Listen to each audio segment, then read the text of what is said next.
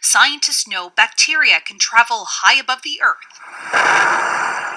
including bacteria that is resistant to antibiotics. They are existing on the ground, on plants, or in other places on the ground, and they evaporate up into clouds. The clouds move, it rains, and then the bacteria are spread to that new location.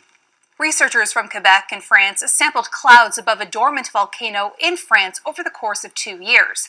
They found antibiotic-resistant bacteria was moving in ways that had not been previously recorded. What we didn't know is how high they can be and how far they can travel.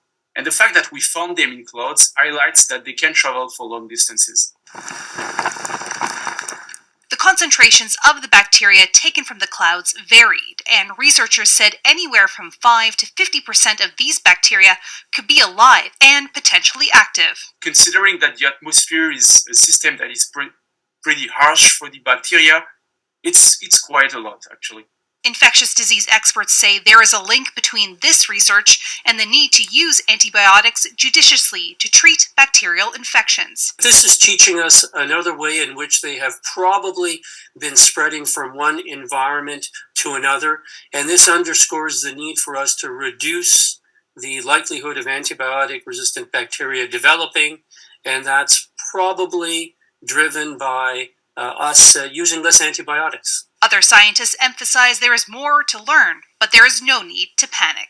I wouldn't panic with the next rainfall because the spread of bacteria, microorganisms, and all sorts of other particles, this is a natural phenomenon.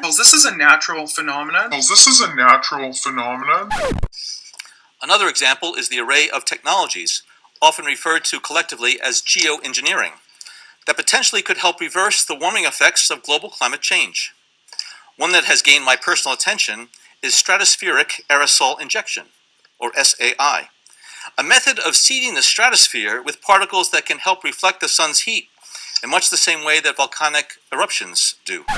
Bill Gates is backing the first high-altitude experiment of one radical climate change solution, creating a massive chemical cloud that could cool the Earth. It's called solar geoengineering, and it's highly controversial. It would look something like this.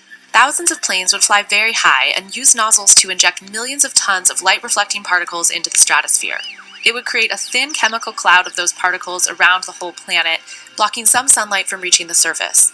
It would mimic a giant volcanic eruption, which we know cools the Earth. Wherein in time past ye walked according to the course of this world, according to the prince of the power of the air, the spirit that now worketh in the children of disobedience,